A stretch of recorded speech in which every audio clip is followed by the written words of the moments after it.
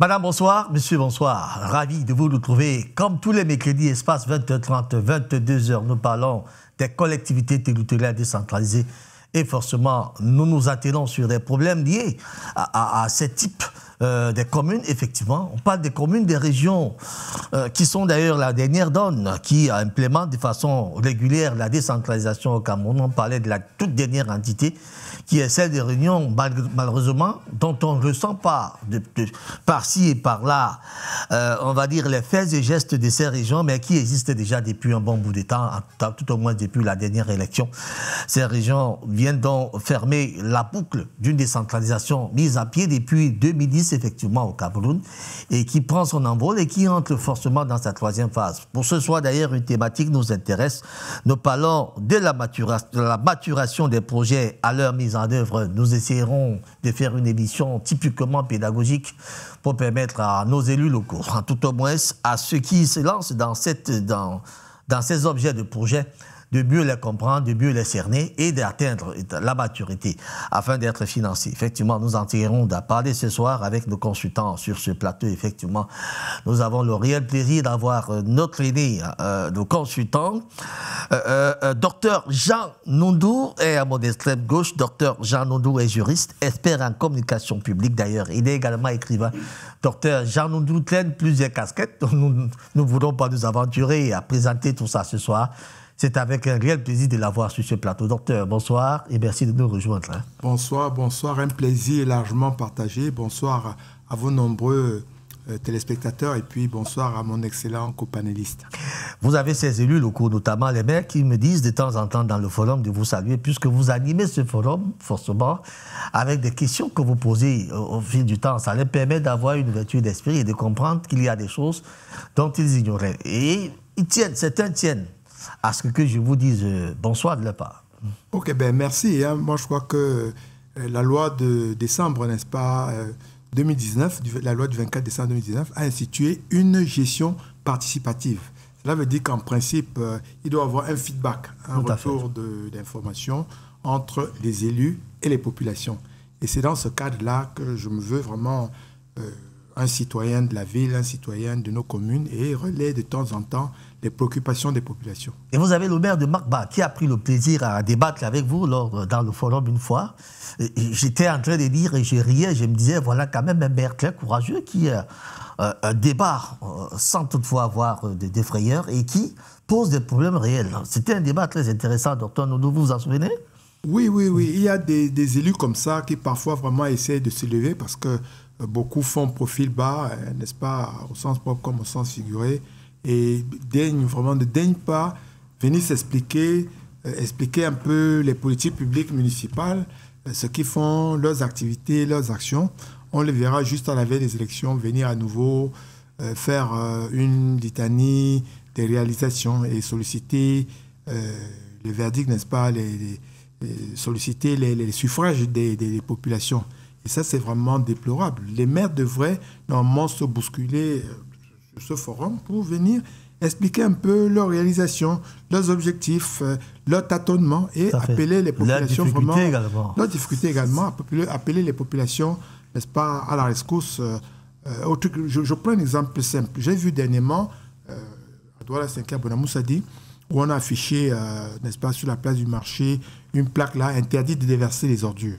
Bon, la plaque est là, combien de listes? Si, au lieu de laisser cette plaque-là, monsieur le maire passait, n'est-ce pas, expliquer aux commerçants, aux mamans marchandes, à tous les riverains qu'attention, ce que vous déversez là, cela vous est préjudiciable, ces odeurs, ces trucs-là, rendent vraiment cet espace sale, ça n'améliore pas vraiment le facing, l'achalandage, et partant, ça peut nuire, n'est-ce pas, à vos activités. Voilà, ça aurait un impact 100 fois plus important que ces plaques-là qu'on va payer, les trucs qu'on écrit sur un truc qui ne sert à rien. Combien lisent même d'ailleurs ces plaques-là? Combien lisent? Et puis, ça aussi, il faut dire que c'est vraiment caractéristique de chez nous.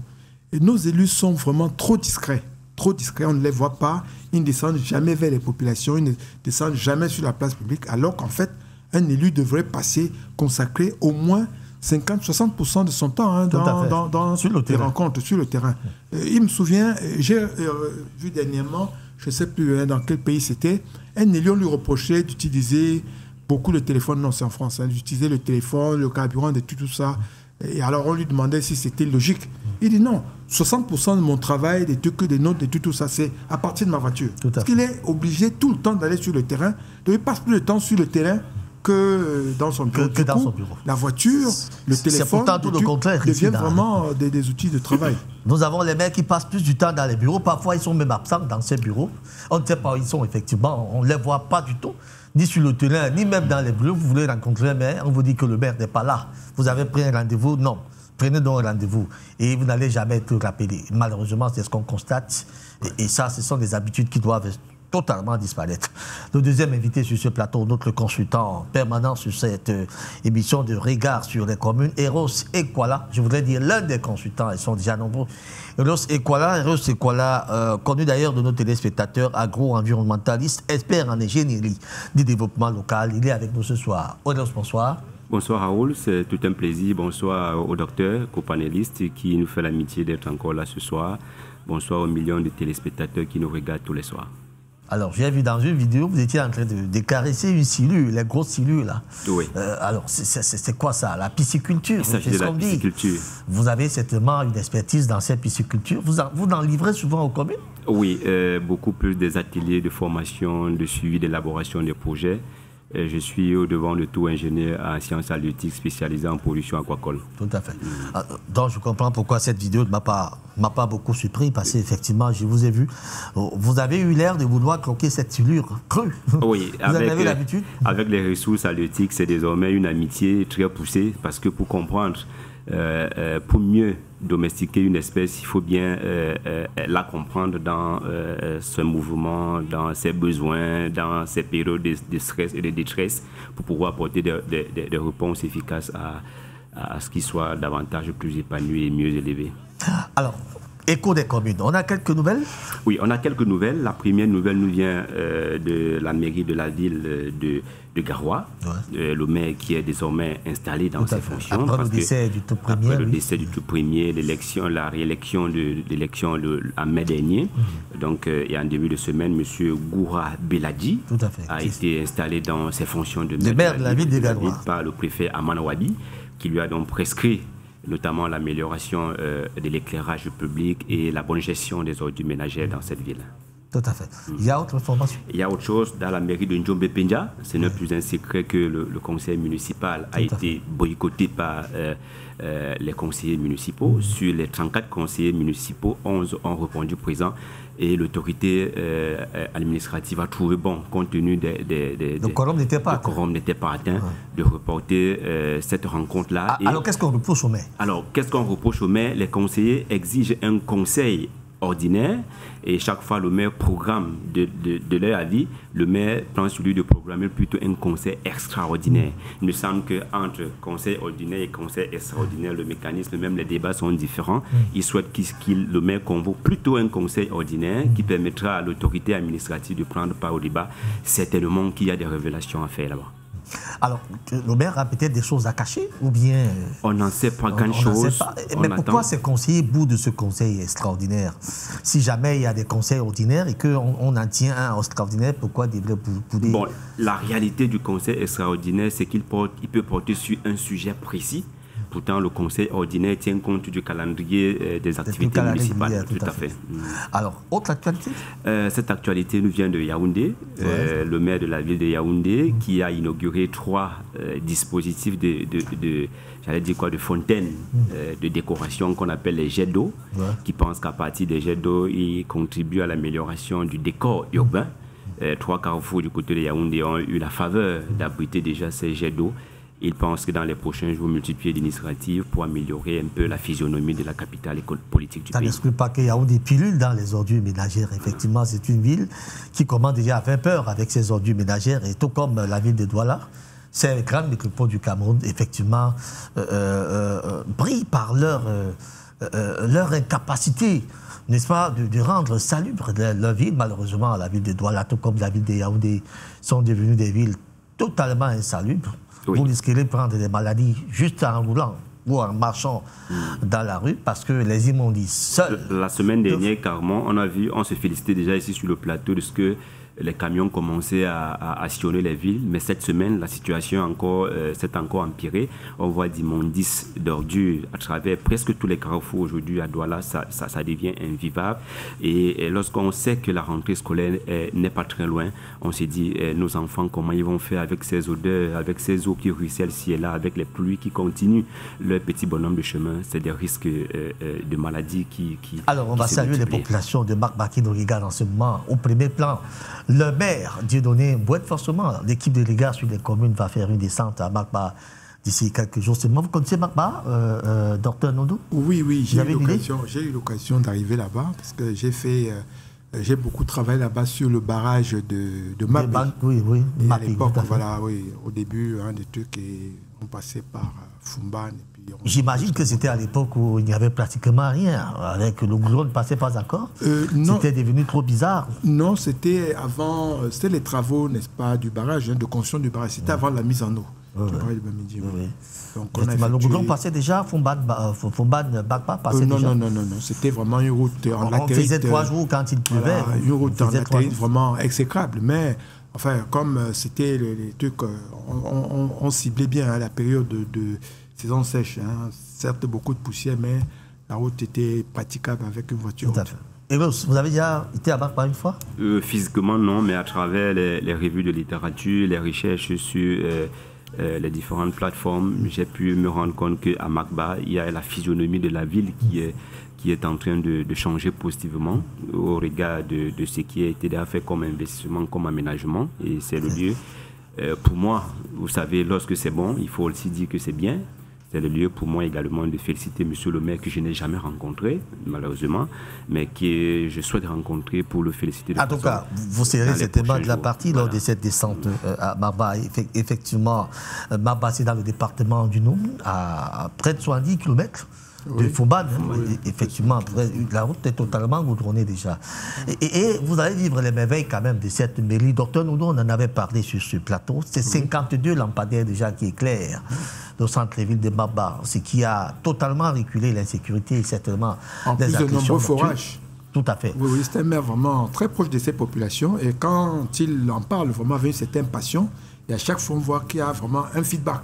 C'est ça même l'exemple de gestion participative. Tout à fait. Parce que là, il faut orienter les priorités vers les attentes fortes des populations. Tout à fait. On voit ici, on peut voir faire par exemple quelque chose de décoratif où on construit parfois des marchés dans des zones vraiment complètement reculées ou des trucs qui n'intéressent pas les populations. Et là, sont plus en compte les intérêts vraiment occultes. Très bien. Vous avez donc une mairie qui, depuis pratiquement quelques mois maintenant, amorce une autre côte de son histoire avec de l'eau potable pour les populations. On se souvient, il y a 7 ans, on ne parvenait pas à boire de l'eau à Bakpa. Maintenant, vous avez 80% de la population qui a accès à l'eau potable à partir des captages qui ont été faits sur le mont Bakpa.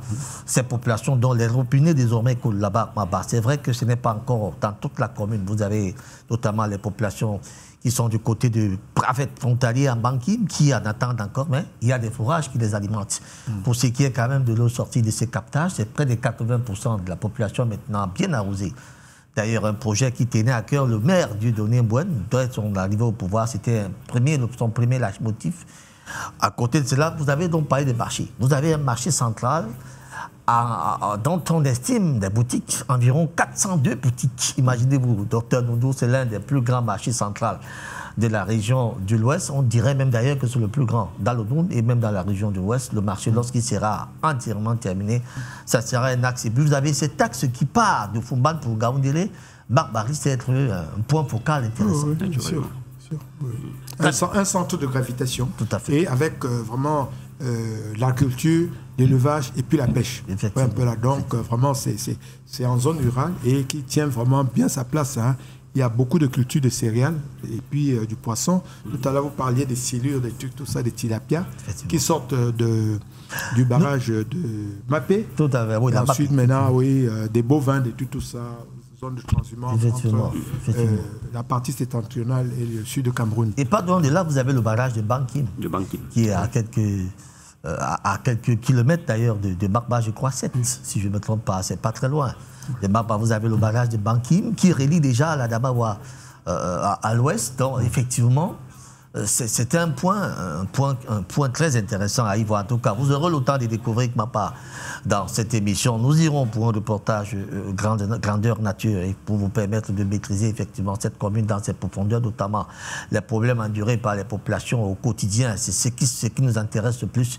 Maintenant, qu'est-ce que les communes font maintenant pour essayer d'amoindrir les tâches? Ça aussi, ça serait intéressant à suivre là-bas du côté des MACBA. Maintenant, on peut parler de l'essentiel de cette émission. Avec votre permission, nous parlions de la maturation des projets à leur mise en œuvre. Je vous suggère, très chers panélistes, de suivre avec moi ce reportage que je m'avais vous proposé. Et là-bas, nous parlons donc du lancement d'un séminaire sur la maturation des projets. Nous revenons sur ce séminaire qui a eu lieu au 28 février dernier, certainement pour nous éclaircir les idées. Nous revenons sur ce plateau bien après.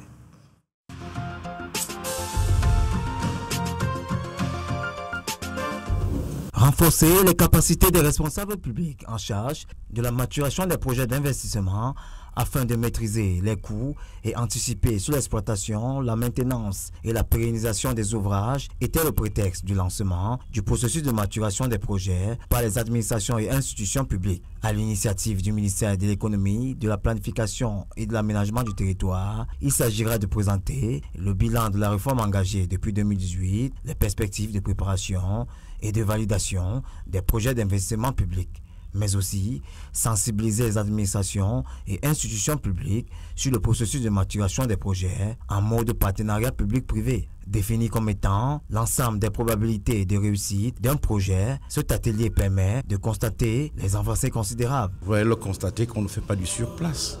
Nous sommes en train de bâtir dans du solide.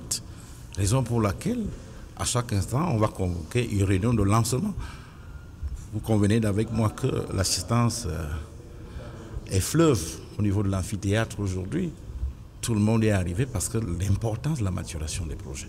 La maturation, peut-être, n'est pas un problème, mais c'est une solution. Parce qu'à un moment donné, on s'est rendu compte que les projets d'investissement public piétinaient. Il fallait donc absolument qu'on fasse un état de lieu pour savoir ce qui n'allait pas. Et entre donc autres problèmes identifiés, on a vu que les projets n'étaient pas bien maturés. C'est pour cela que l'administration a fait de cette préoccupation une réalité à aborder en permanence. Donc le processus est donc permanent. Aujourd'hui, nous participons à un atelier de lancement d'une activité qui va se dérouler sur toute l'année. En présidant le lancement des travaux, le directeur général de l'économie et de la programmation des investissements publics du MINEPAD, Isaac Tamba, a relevé quelques manquements observés entre 2011 et 2018. Nous assistions, nous observions dans les différentes localités, les différentes régions du Cameroun à des chantiers qui étaient abandonnés, à des malfaçons qui étaient constatées dans les différents chantiers, à l'irrespect des cahiers de charges par le prestataire. Nous observions aussi l'allongement des délais d'exécution des travaux. Tout cela avait un impact considérable sur l'exécution des projets d'investissement public. Ces assises, qui visent l'atteinte des objectifs de développement fixés par la SND 30, arrivent donc en point nommé pour trouver réponse aux différents manquements observés.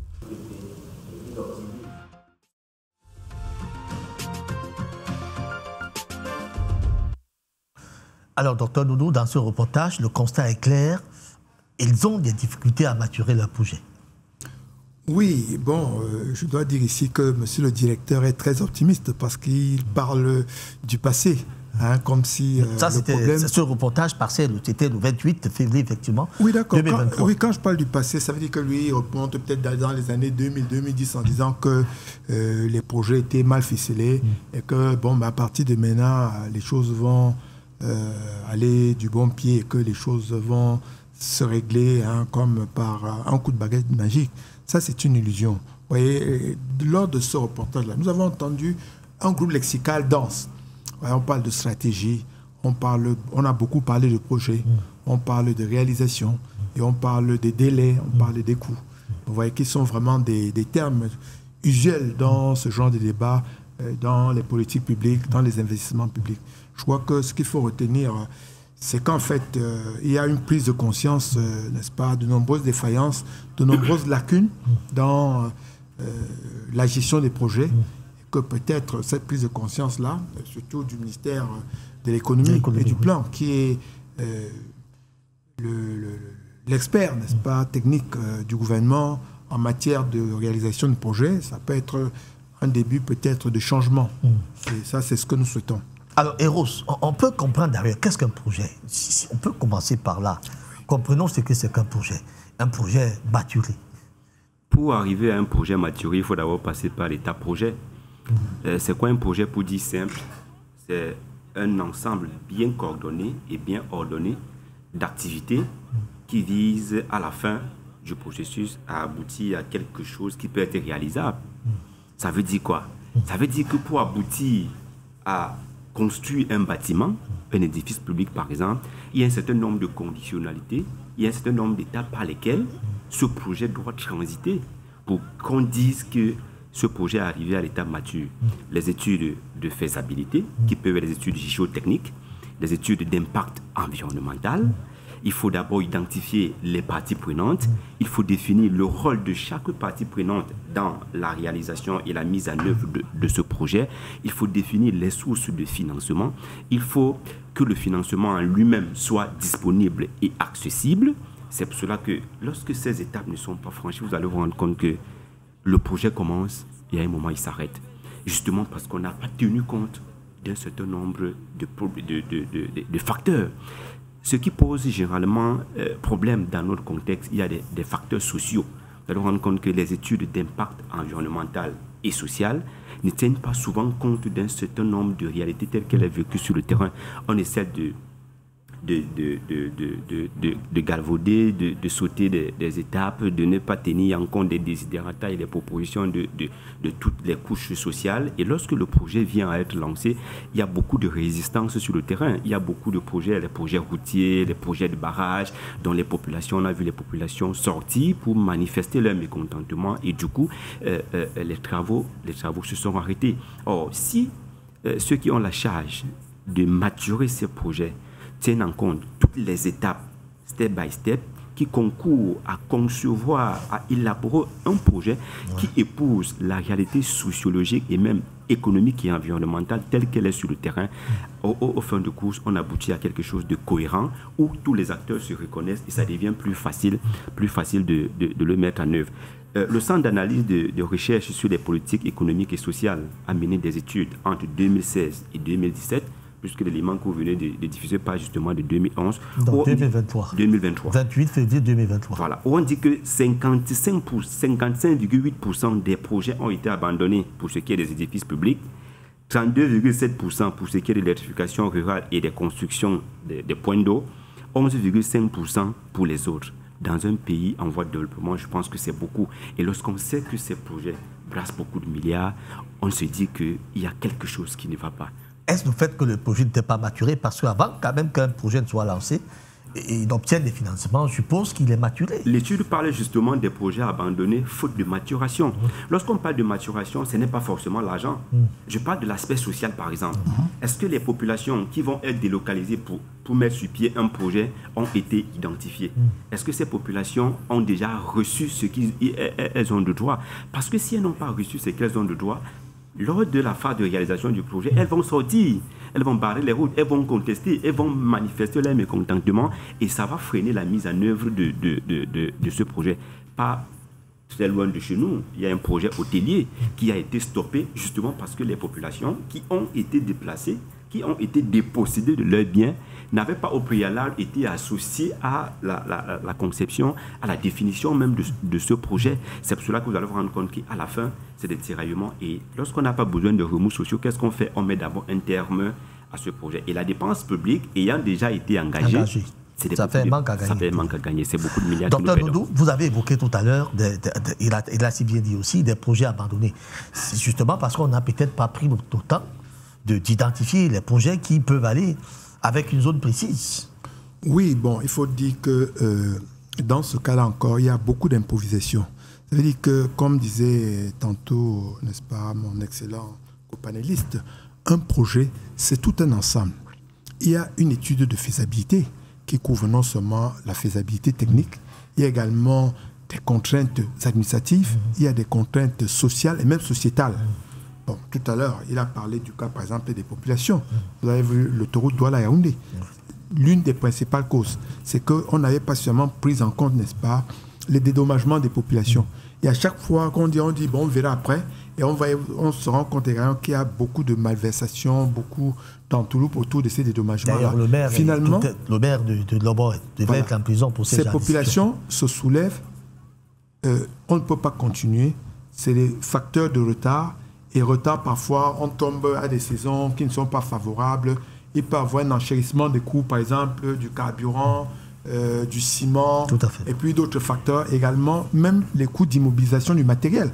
Vous faites venir 40 machines, n'est-ce pas, des tracteurs, des trucs, tout ça, des caterpillars, pour des trucs, bon, mais à un moment donné, pour des faits qui vous sont étrangers, n'est-ce pas, pour des causes qui vous sont étrangères, il y a paralysie. Et entre-temps, donc, il faut reprendre parfois des routes qui avaient été déblayées entre-temps. Il y a également de nouvelles poussées, des arbustes, des herbes, il faut déblayer. Et ça, c'est ça les problèmes de maturation. Ça veut dire qu'en fait, tout a été fait avec vraiment beaucoup de légèreté. L'État n'associe pas suffisamment toutes les parties prenantes préalablement au démarrage. Également, parfois, quelquefois, on se dit, bon, avant, il y avait la planification. Et dans le cadre des plans quinquennaux, on pouvait étaler un projet sur 3, 4, 5 années. Et chaque année, il y a un tiers, un cinquième, n'est-ce pas, en fonction d'évolution. Aujourd'hui, il arrive encore qu'on dise, on commencera. On commence, n'est-ce pas, avant d'avoir réuni tous les fonds. Et en cours de route, on se rend compte qu'il y a des blocages. Parfois aussi, il peut y avoir des changements, n'est-ce pas, c'est-à-dire les conditions du marché peuvent évoluer. Et on a vu, par exemple, la route Yaoundé à Bomban, où il y a eu plus de 300 avenants.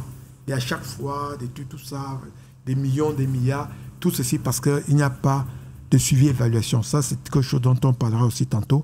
Et voilà, donc, tout ceci réuni fait que vraiment, on a du mal à partir avec la fin des projets.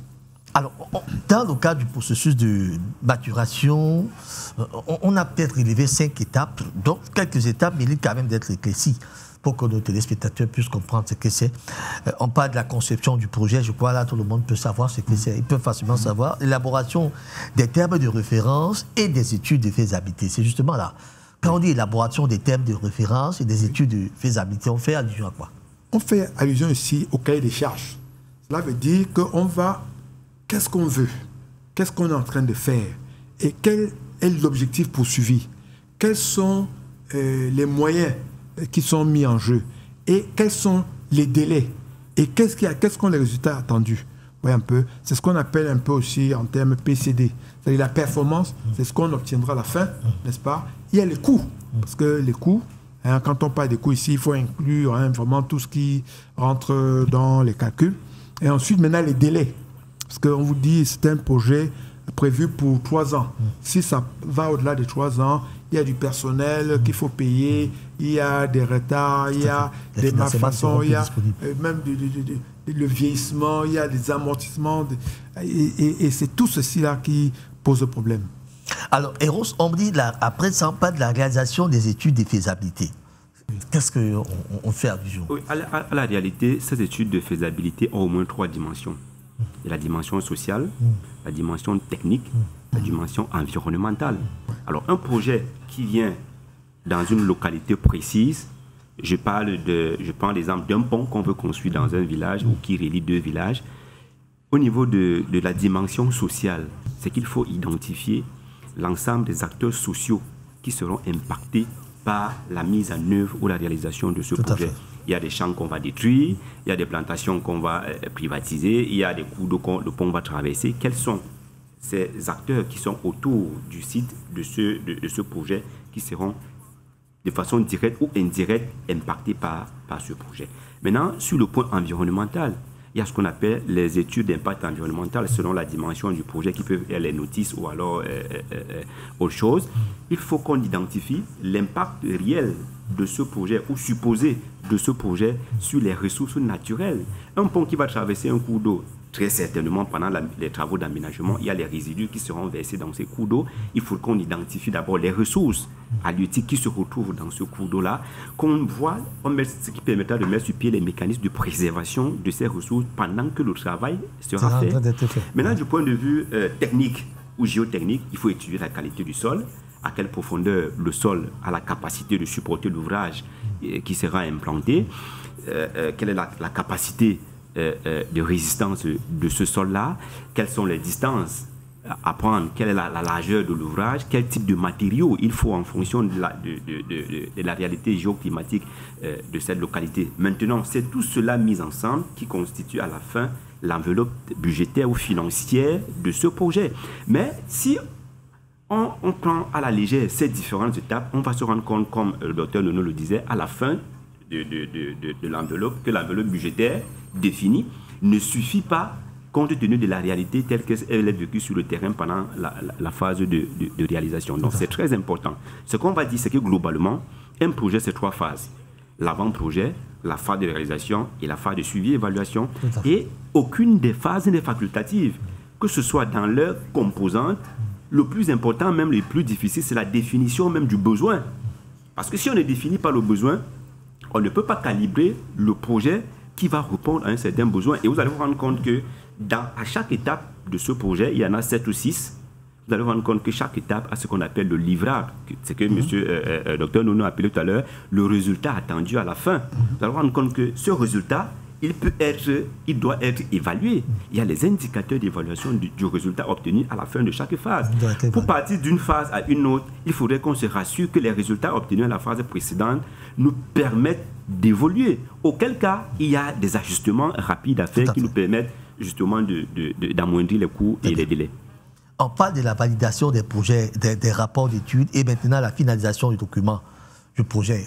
Je suppose que la finalisation veut dire que tout est en place. Oui, ça veut dire qu'en fait, comme on a dit, il y a un document support, c'est un peu le cahier des charges, n'est-ce pas, qui va reprendre l'ensemble des étapes, l'ensemble des moyens, qui reprend vraiment l'ensemble des contraintes liées à ce projet. Dans les bons détails. Et tout à l'heure, quand le compagnie parlait de ce projet de pont, vous voyez, une réalisation d'un pont va entraîner parfois des modifications, n'est-ce pas, dans la structure même des populations. Il y a beaucoup de gens qui viendront pour la construction, des ouvriers, des ingénieurs, ça peut être des personnes étrangères. Il y a donc, ça crée des problèmes. Vous voyez, une masse comme ça qui vient subitement, si je prends le cas de Lac d'Eau, à un moment donné, il y avait 2000 Chinois pour la construction du barrage dans un village où il n'y avait pas 300, 400 habitants. Un peu là, ça déstructure. Or, autant de personnes, ça va créer des problèmes nouveaux. Il y a des problèmes de santé, peut-être des problèmes même de scolarité, de scolarisation, pour des problèmes de consommation. Donc tout ceci doit être pris en compte, n'est-ce pas, vous prenez le cas de Son Loulou, où on part des trucs, construire un truc sur une zone vraiment vide. Donc il y aura 3 000, 4 000, 5 000 personnes sur le chantier. Il faut prévoir la santé, prévoir l'économie, parce que les gens ne peuvent pas faire 100 km pour aller chercher à manger, aider. Il faut des infirmiers, il faut des médecins sur place. Voilà, tout ceci, et ce sont des choses qui, négligées, peuvent vraiment impacter très négativement un projet. Donc le cahier des charges de la réalisation va prendre en compte tous ces détails-là et prendre en compte surtout, on n'en a pas beaucoup parlé, la responsabilité sociétale, parce qu'il a parlé de l'intérêt des populations pour ce projet. Parce que là, vous venez par exemple construire un barrage, une retenue d'eau. Maintenant, il faut prévoir. Bon, avant, ces gens-là ne connaissaient pas les eaux, c'était des chasseurs. Maintenant, peut-être qu'ils vont se reformer, n'est-ce pas, dans la pêche. Donc, il faut former des gens à la pêche. Il faut des pirogues. Il faut des moyens de congélation, de conservation du poisson, des problèmes de séchage du poisson. Et ça, c'est la responsabilité sociétale, n'est-ce pas, de l'entreprise et de l'État. Donc, il faut veiller à tout ça. Et puis également, les populations, n'est-ce pas, été agglutinées sur un point qui servira maintenant de lit, n'est-ce pas, du barrage. Donc maintenant, on va construire de nouveaux villages. Donc, quand on parle de construire de nouveaux villages, il faut prévoir des écoles, il faut prévoir des routes, il faut prévoir des marchés, il faut prévoir même maintenant une nouvelle économie. Parce que ces gens qui vivaient peut-être de la culture du café ou de la banane, ils vont s'installer maintenant sur des points plus élevés ou qui ne sont plus favorables à ces cultures initiales. Donc voilà, ça fait vraiment, c'est pour cela que le ministère de l'économie, souvent pour ces grands projets-là, joue un rôle d'éclaireur. Alors, les études de faisabilité, en fait, pour ça, pour mettre en place un projet, jusqu'à maturation, peut prendre des années. Tout dépend de l'importance du projet. Je dois dire ici là que un projet, c'est quoi? C'est d'abord une vision. Ouais, un peu, c'est une vision. Ça veut dire qu'en fait, les pouvoirs publics, à un moment donné, disent voilà, le Cameroun, on n'a pas de stade, nous voulons organiser la Coupe d'Afrique des Nations. Donc, si on veut organiser la Coupe d'Afrique des Nations, il faut des stades. Il faut des stades. Il faut des hôtels. Bon, il faut des stades, donc maintenant, les populations vont quitter la ville pour venir au stade. Il faut des voies d'accès. Laissons le cas de Cameroun. Prenons le cas des communes maintenant. La commune veut peut-être faire un champ communal. Prenons un exemple de ce genre. Oui, mais c'est pareil. Bon, la commune, dans un premier temps, il faut trouver l'espace. Et cet espace-là, est-ce qu'il faut procéder à des expropriations pour cause d'utilité publique? Et donc, dans un premier temps, il faut désintéresser les populations, n'est-ce pas, initiales. Et ensuite, maintenant, qu'est-ce qu'il faut? Il faut penser maintenant, quelle est la superficie et les voies d'accès? Qu'est-ce qu'on va produire? Alors, est-ce que, et ces productions-là, où est-ce qu'on va les vendre? Alors, qui va travailler? Alors, ces populations-là, quel est l'impact pour les populations? Vous voyez, il y a tout un ensemble comme ça. Et ces plantations-là, il faut peut-être l'irrigation, il faut faire venir l'électricité, parce que il faudra faire peut-être un peu d'élevage. Et l'élevage, ça peut servir aussi de tremplin pour une nouvelle orientation, n'est-ce pas, économique de la commune. Et c'est un peu tout cela, n'est-ce pas? Et c'est une vision. Et je dis, maintenant, la commune, le maire est là peut-être autour pour 5 ans. Il ne peut pas aller dans un horizon qui dépasse les 5 ans. Donc, après lui, c'est qu'après lui, maintenant, il peut avoir des trucs. Donc, il faut vraiment faire que l'essentiel soit fait dans les 5 ans. Et c'est le problème du délai. À court terme ou à moyen terme. Ça, c'est le problème des délais. Est-ce qu'il a les moyens de le faire? Voilà également les contraintes. Et il y en a qui ont les visions des nouvelles villes, comme à Bonaléa, par exemple. Le maire a créé des nouveaux quartiers. Ça aussi des projets. Oui. Alors, ce type de projet-là nécessite quoi? Est-ce que ça varie avec les mêmes étapes que nous avons parlé tout à l'heure? En réalité, quel que soit le projet, les étapes sont les mêmes. Ce sont les éléments constitutifs qui varient en fonction de la vision telle que le docteur Nono l'a dit tout à l'heure, en fonction des objectifs qu'on veut atteindre, en fonction de la réalité même telle qu'elle est vécue sur le terrain. On peut avoir les mêmes idées, mais on n'a pas les mêmes projets, parce que nous ne sommes pas dans les environnements identiques, parce qu'on n'a pas la même vision, parce qu'on n'a pas les mêmes facteurs de production ou les mêmes facteurs qui concourent à l'atteinte des résultats. En fonction de nos facteurs, en fonction de notre réalité socio-économique et environnementale, on peut dimensionner des projets qui épousent, encore que c'est l'idéal, de dimensionner un projet qui épouse la réalité, qui tient compte de la réalité socio-économique et environnementale, que d'importer un projet qu'on essaye maintenant d'adapter à la réalité et justement, ça peut... Et qui ne trouvera pas l'approbation sur le terrain. Parce qu'il y a ce centre dont j'évoquais tout à l'heure mené dans la suite de ces recherches, des publications en 2015, où on dit que les projets à gestion décentralisée déconcentrée sont abandonnés. Pourquoi? Pour 2 raisons. 1, parce que les projets sont non exploités. 2, parce que la durée de vie est faible. Et dans cette étude, on appelle quoi projet non exploité? C'est cette usine qui arrive dans nos villages, dont on n'a pas identifié le potentiel d'exploitation de cette usine, et dont les populations n'adhèrent pas au projet, justement parce qu'elles sont mécontentes. On a pris leur plantation, on a pris leur terrain pour implanter une usine, et elles font ce qu'on appelle le boycott. Elles n'exploitent pas l'ouvrage, le projet en lui-même. Du coup, le projet se sent abandonné dans la broussaille, et Dieu sait, c'est au Cameroun, il y a beaucoup de projets comme ça, qui sont dans les villages, on n'exploite pas, les bâtiments sont là et personne ne dit rien, personne n'a d'informations sur le projet. La deuxième dimension, c'est qu'il y a des projets à faible durée de vie, justement parce qu'à un moment, on s'est rendu compte qu'on peut arriver à court de ressources, on ne respecte plus les exigences du cahier des charges et tous les documents techniques du projet. On essaie de bricoler, et du coup, un pont qui devrait faire 20 ans va faire 5 ans, une bâtisse qui devait faire 5 ans va faire 3 ans. Du coup, on va se rendre compte qu'en réalité, le projet n'a pas atteint l'objectif, donc l'impact positif dans l'amélioration des conditions de vie des populations. C'est pour ça que le docteur parle tout à l'heure d'une vision. Lorsqu'on n'a pas de vision, on n'a que les idées. Le projet, ce n'est pas l'idée. L'idée n'est que la partie embryonnaire. Il faut d'abord une vision. Il faut d'abord une vision. Qui suscite Voilà. des idées. Et c'est une architecture de réponse. C'est une réponse à une préoccupation. Je voulais parler ici de l'exemple, par exemple, de l'usine de tomates de Fumot.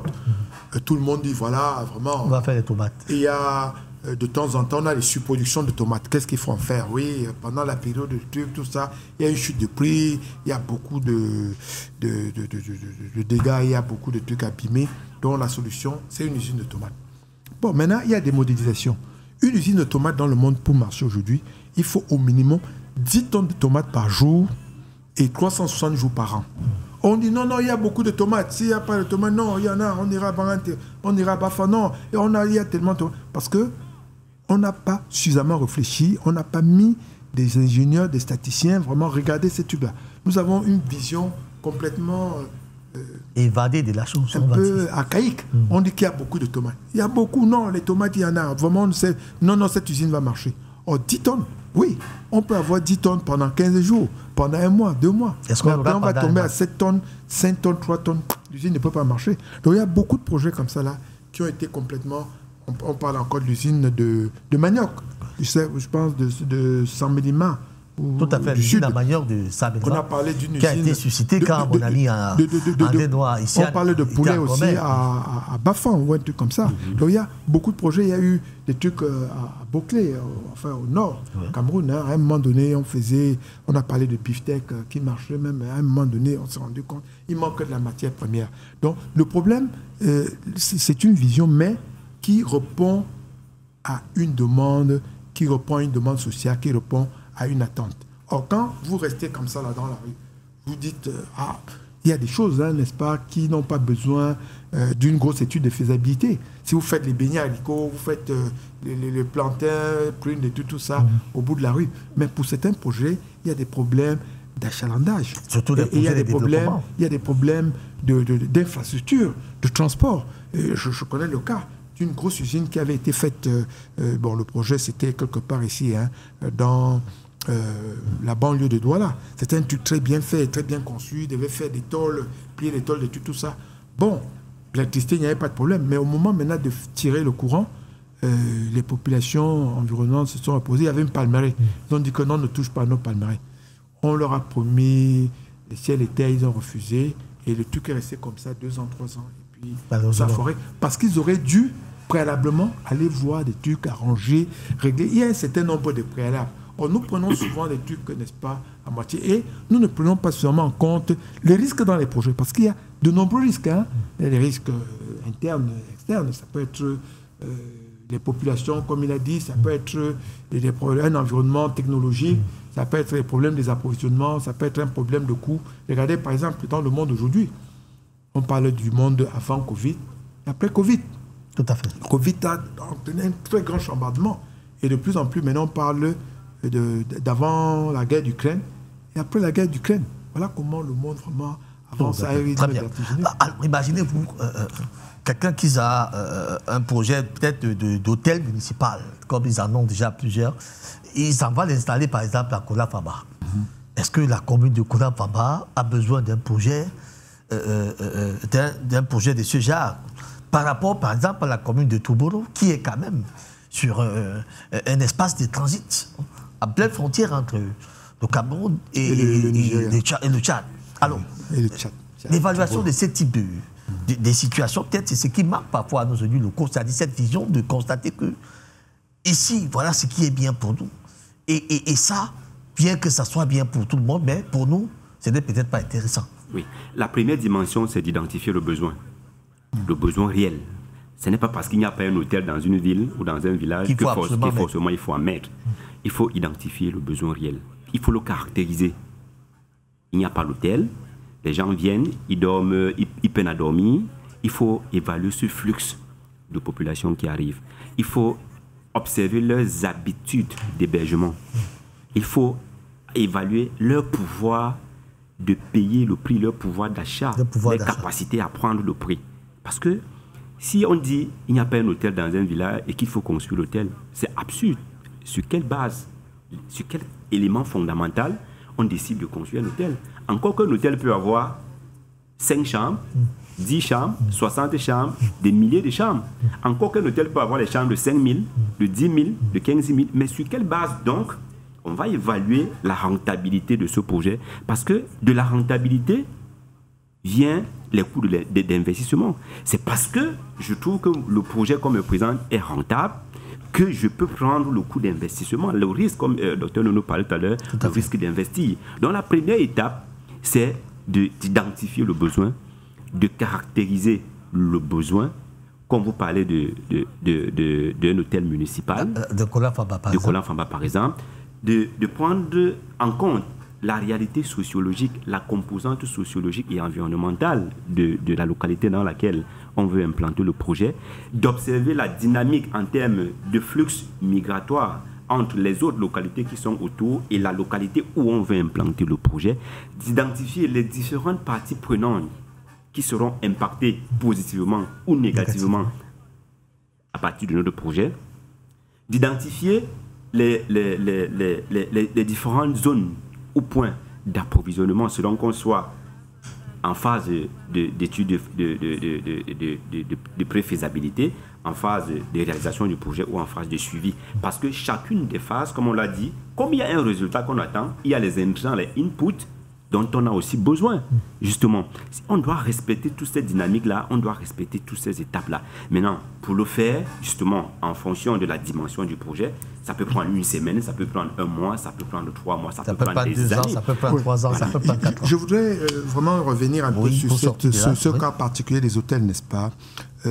J'ai vu le cas, par exemple, à l'Ouest. À un moment donné, on dit qu'il n'y a pas d'hôtel dans le pays, il faut un hôtel. Mais tout le monde arrive vendredi et repart samedi ou dimanche. Et quand les routes sont bien, comme maintenant Yaoundé-Bafoussam, la plupart des gens partent de Yaoundé tôt samedi matin, viennent assister aux obsèques à 10h, 11h, et 13h, 14h collation, 17h repartent. Donc la plupart des hôtels, au mieux, peuvent avoir 10, 30, 40, 50% de taux d'occupation vendredi, samedi, mais lundi, c'est parfois 2%, le lundi à vendredi, midi, il n'y a rien. Vous arrivez, on vous dit que la chambre est 2000. Alors, finalement, c'est un peu, je ne vais pas appeler ça éléphant blanc, je veux dire, c'est une sorte de thésaurisation des moyens. Parce que la plupart des gens qui construisent ne voient pas ça en termes de rentabilité économique. Un peu là. Pourtant, les communes devraient voir ça en termes de rentabilité. Tout ce qu'ils voient, ils voient maintenant, bon, il y a eu un peu d'argent, on a investi, on confond maintenant le chiffre d'affaires et les bénéfices ou... un peu la série des calculs, parce qu'en termes de personnel, si vous voyez, il y a un certain nombre de personnel, il y a un certain nombre de logistique, hein. Il faut des ampoules, il faut nettoyer, il faut peut-être un bar, il faut un restaurant, même si finalement il y a 2 personnes, il faut une blanchisserie, une buanderie, il faut. Donc tout ceci-là dénote vraiment beaucoup de légèreté dans ces calculs. Et il y a aussi un problème de canton. Parce que si 1, 2 peuvent soutenir, n'est-ce pas, ces fluctuations, cette masse-là, mais quand on est 30, on est 20, 30, 40, dans un tout petit truc, y compris l'étude d'état des communes, le rendement est presque nul. Repartons à la réalisation pour ce deuxième élément. Cette fois-ci, on va nous montrer un peu les parties prenantes d'un projet. Quelles sont les parties prenantes d'un projet? Quelques-unes sont élaborées dans ce décryptage que je vous suggère de suivre et nous revenons sur ce plateau.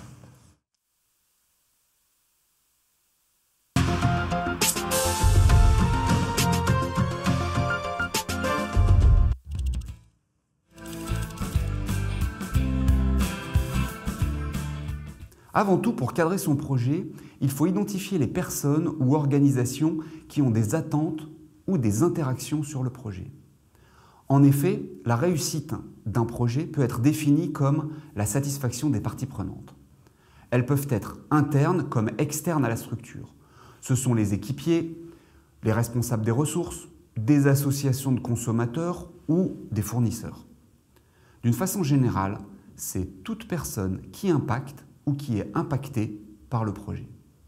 D'abord, je vais identifier l'ensemble des parties prenantes et décrire, premièrement, leurs critères objectifs de réussite, comme par exemple garantir la sécurité des personnes. Deuxièmement, leurs attentes en termes de communication, par exemple passer toutes les semaines dans son bureau. Troisièmement, les réseaux d'influence, c'est-à-dire qui se base sur l'opinion de qui pour juger le projet et sa réussite. Ensuite, j'analyse pour chacune son pouvoir, en fait sa capacité à impacter directement le projet et son influence en termes de réseau.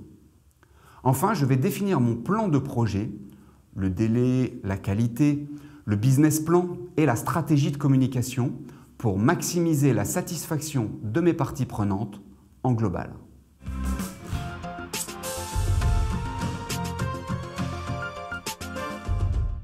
Alors, Eros, réaction? Oui, c'est un élément intéressant. C'est un élément intéressant à plusieurs titres. La réussite d'un projet dépend de la satisfaction en fonction du niveau de satisfaction des parties prenantes. Et lorsqu'on parle des parties prenantes, 1, c'est tous ceux qui sont impactés par le projet. 2, c'est tous ceux qui impactent le projet, que ce soit dans sa phase de conception, de réalisation ou de suivi ou de mise en œuvre d'exploitation. Donc, il faut tenir en compte ce niveau de satisfaction. C'est pour cela que l'élément parle d'évaluer les influences que les uns et les autres ont relativement au projet. On dit dans mes recherches que dans le littoral, par exemple, 39 projets ont été abandonnés pour faute de maturation. Dans le nord, 43 projets. À l'est, 63 projets seulement en 2015. Justement parce qu'il y a ce sentiment que des populations ont du fait que leurs besoins, leurs avis n'ont pas été tenus en compte. Vous allez vous rendre compte que dans les études d'impact environnemental, il y a ce qu'on appelle les audiences ou les concertations publiques. Les représentants des populations, chacun émet ses besoins. On a besoin de puits d'eau, on a besoin de ci. Les porteurs de projets harmonisent tout cela. Ils disent justement ce qu'ils sont capables de faire. Mais vous allez vous rendre compte que parfois le projet arrive dans sa seconde moitié. Et ce qu'on a arrêté de commun accord, les puits d'eau, l'aménagement des centres de santé, rien n'est fait sur le terrain. Vous allez vous rendre compte que parfois, les populations qui se sentent abusées vont commencer à murmurer et à manifester. Du coup, le projet peut prendre un coup. Si le projet n'est pas arrêté, les délais, comme le docteur le disait tout à l'heure, peuvent être davantage prolongés parce qu'il faut passer maintenant à la phase de médiation, de négociations et tout ça. Et comme les délais se rallongent, le monde étant dynamique, les coûts des matériaux vont varier. Du coup, à la fin, vous allez vous rendre compte qu'un projet qui était pour 1 milliard, on va consommer plus d'1 milliard et il va falloir faire des réajustements budgétaires pour essayer de soutenir le financement de ces projets-là. Docteur Dodo, peut-être une réaction aussi? Oui, je voudrais dire deux choses, n'est-ce pas? Vraiment, cette excellente intervenant a bien fait définir ce que c'est que les parties prenantes. Bon, je voudrais ici revenir un peu avec votre permission sur ce qu'on a dit tantôt. Il faut dire que la finalité n'est pas toujours économique. Il peut y avoir une finalité sociale. Oui. On se dit en construisant un hôtel dans un village, ça peut animer un peu, ça peut inciter maintenant plus d'une personne à venir alors qu'elle n'aurait jamais dû. Oui, tout à fait. Et dans ce cas-là, on peut même subventionner, soutenir, n'est-ce pas? Et l'autre aspect que je retiens beaucoup ici, là, vous voyez, ça c'est vu de l'Occident, un grand accent est mis sur la communication. Si vous voyez les projets qui sont menés ici par des équipes occidentales, je pense des projets comme le port de Kribi, je pense encore des trucs comme Nachtigal, hein, le projet Nachtigal. Vous verrez qu'ils ont des journaux toutes les semaines ou même tous les mois, on parle de l'avancement, on parle de ci, cela. Vous voyez, parce qu'ils doivent contenir, n'est-ce pas, convaincre l'opinion publique du bien fondé, de tout ça. Bon, mais chez nous, on n'en parle presque pas. De temps en temps, c'est la télévision. Si vous allez voir le barrage de Lompanga, si vous voyez tous les projets d'État, vous voyez même l'autoroute Douala-Yaoundé, même les stades, hein, on n'en parlait presque pas. Les stades de la Cannes, oui. On n'en parlait pas. De temps en temps, c'est plutôt la presse qui en parle plutôt en termes de scandale. Donc, je veux dire, le chef de projet, n'est-ce pas, devrait le maître d'œuvre, n'est-ce pas, devrait à chaque fois communiquer suivant une fréquence de tout ça sur l'avancement. Donc ça aussi c'est un aspect vraiment, ça c'est une grosse faiblesse chez nous ici. On ne communique pas sur les projets. Et Ross, il faudra qu'on avance maintenant. Allons un peu à la mise en œuvre d'ailleurs, la mise en exécution de ces projets. Quelles sont les phases d'exécution des projets? En réalité, il y a ce qu'on appelle la phase lorsque toutes les études préalables ont été menées. Il y a ce qu'on a fait la phase de programmation. On programme la mise en œuvre d'un projet. Cette phase de programmation ou cette mise en œuvre du projet tient encore compte de la réalité socio-économique et environnementale. Il faut programmer le projet, la mise en œuvre d'un projet en tenant compte même de la pluviométrie. Oui. Et là aussi, je vais vous demander qu'est-ce que la mise en œuvre d'un projet. Du degré d'ensoleillement. Ce n'est rien d'autre que la phase de réalisation. Voilà. S'il faut construire un pont, la mise en œuvre, ce n'est rien d'autre que... C'est-à-dire que le matériel doit venir... Une charte de Gantt. Une charte de Gantt. Qui prévoit même les dédouanements, les approvisionnements, les zones de transbordement, où est-ce qu'on va stocker le carburant, où est-ce que le gravier sera déversé et tout ça. Lorsque tout cela est en prévoyant aussi des zones de chute. Il peut y avoir un accident, on peut avoir un jour de retard, 2 jours, parce qu'il y a une coupure. Tout ceci est prévu. Il y a tout un tableau il parle de tableau de Gantt qui est élaboré. Ça peut être avec Excel, ça peut être avec n'importe quel outil qui prend maintenant ces activités et qui les positionne dans un calendrier qui tient compte de notre réalité socio-environnementale et économique. Et justement, vous allez vous rendre compte qu'on en parlait dans cette émission, les projets qui sont menés sous la pluie, justement parce qu'on n'a pas tenu compte de cette réalité environnementale. La programmation tient compte de tout ça. À quel moment il fait chaud? Quel est l'impact de l'excès de chaleur sur l'ouvrage ou sur le projet qu'on veut mener? Donc, on positionne le projet dans un calendrier à partir du moment où on a défini un certain nombre d'éléments de contour. Mais si tout cela n'est pas fait, ça conduit justement aux éléments de faiblesse. Il faut parfois réajuster, il faut s'arrêter, réfléchir, il faut faire un colloque, un symposium pour harmoniser. Il faudrait que le ministère donne l'accord, il faudrait que la tutelle autorise ci ou ça. Parfois, ça prend du temps et ça fait consommer des ressources.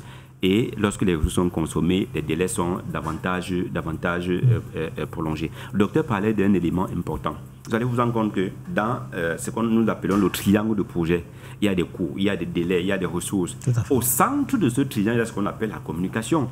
Elle doit véritablement être structurée, permanente et régulière. Justement parce que les différentes parties prenantes ne sont pas parties prenantes comme spectateurs. Dans le contexte actuel de développement participatif, c'est des parties prenantes qui doivent apporter du sien dans la réussite de ce projet. C'est pour cela que les maîtres d'ouvrage doivent régulièrement communiquer, 1, sur l'avancée du projet, 2, sur les difficultés rencontrées, 3, sur la possibilité de faire des réajustements. Justement parce que ces parties prenantes ont besoin de l'information sur le projet. Ces parties prenantes ne doivent pas être surpris des ajustements ou des modifications, des retards, des améliorations apportées dans le projet. Elles doivent être au courant, minute by minute. Ça peut être à travers des quotidiens pour des projets sérieux qui ont des journaux. Ils ont même dans les pays sérieux, on a des émissions entières qu'on organise. Ça peut être hebdomadaire, ça peut être mensuel. On donne les éléments d'information sur l'avancée du projet. Ça permet que parfois des populations qui peuvent se sentir abusées comprennent exactement pourquoi on est passé de 3 mètres à 3 mètres et demi. Justement parce qu'on a eu des problèmes, parce que le sol est davantage poreux, parce qu'il y a la pluviométrie qui est augmentée. Il faut tenir compte que les canalisations doivent être davantage plus grandes, justement parce qu'on a conçu le projet il y a 5 ans. Aujourd'hui, les fluctuations environnementales et climatologiques font de ce que la pluviométrie est devenue abondante. Donc, si on avait prévu 1 mètre, on doit aller à 1,50 m. Les populations doivent être informées parce qu'elles font partie des parties prenantes pour la réussite de ce projet. Alors, docteur Doudou, comment planifier l'exécution d'un projet? Ça aussi, c'est un problème. Oui, c'est ce qu'on disait tantôt, n'est-ce pas? Une charte de Gantt. C'est un tableau, n'est-ce pas, qui permet de dire le démarrage, c'est le premier. Et c'est qu'avant qu'on ne démarre le premier, il y a déjà toute la partie administrative. Et l'une des grosses faiblesses chez nous, c'est les décaissements. Au niveau de l'État, au moins 90% de ces projets-là foirent ici à cause du décaissement. À cause des problèmes de décaissement, parce que l'État ne fait pas tant. Et souvent, dans des projets, il y a des clauses, n'est-ce pas, de retard, des pénalités. Et souvent aussi, ils font recours à des financements extérieurs. Et ça pénalise énormément les entreprises. Donc, à partir du moment où on élabore ce qu'on appelle une charte de Gantt, on dit premier jour, on va, après les rencontres, n'est-ce pas, habituelles avec les populations, d'où l'intérêt de la communication. On a beaucoup communiqué là-dessus. Et tel jour, on démarre et il y a J1, J2, J3, M1, M2. Et avec maintenant des évaluations d'étapes. À J4, on devait déjà être à tel niveau. 3, par exemple, mètres cubes de terre déblayée. Est-ce que c'est fait? Non, ce n'est pas fait. Nous sommes à 7. Donc, ça donne du mou. On peut, parce que dans la plupart des projets, il y a également des primes, n'est-ce pas, d'achèvement. quand vous achevez avant, par exemple, un barrage, on vous donne vraiment une route, une infrastructure. Donc, et si vous êtes en retard, vous dites donc, il faut doubler d'ardeur. Vous recrutez, il faut un caterpillar de plus, il faut 3 personnes de plus pour rattraper. En sorte que cette charte de Gantt-là, c'est une ligne comme ça, droite, et vous devez de temps en temps faire une sorte de serpent, n'est-ce pas, autour de cette ligne-là pour vraiment aboutir au projet. Et ceci suppose un travail rigoureux, hein, parce qu'on a parlé de la phase de la préfaisabilité. C'est une phase qui peut durer des années. Et c'est justement combien de voitures, parce qu'il n'y a pas de suivi, combien de bureaux, est-ce qu'il faut une machine, on a besoin de 3 secrétaires, la construction d'abord des bureaux, des logements, des ceci. Là, on parle des gros projets, par exemple des barrages ou bien des routes. Hein. Dans un premier temps, on va installer la base technique à Douala. Après, ce sera à Edea. 2 mois après, il faut déménager. On prévoit tout ça. Et les véhicules, et qu'est-ce qu'on va faire après? Et puis, on parle même après, à la fin des projets, il faut voir un peu tout ce qui est résiduel. On a vu, par exemple, sur la route de Kribi, on annonce qu'il y a un endroit où les Allemands ont enterré, hein, je ne sais plus si c'est la GWZ, j'ai oublié le nom, hein, des trucs, c'est un camion de chantier, des trucs, tout ça. Bon, on a enfoui comme ça sous terre parce que voilà, donc voilà le travail. C'est-à-dire, c'est un truc, hein, chaque jour. Prenons un projet, hein, prenons le cas par exemple d'un examen. Oui. Hein, on dit, bon, c'est une classe du coup moyen 2. On dit par exemple, le premier mois, il doit avoir terminé par exemple l'arithmétique.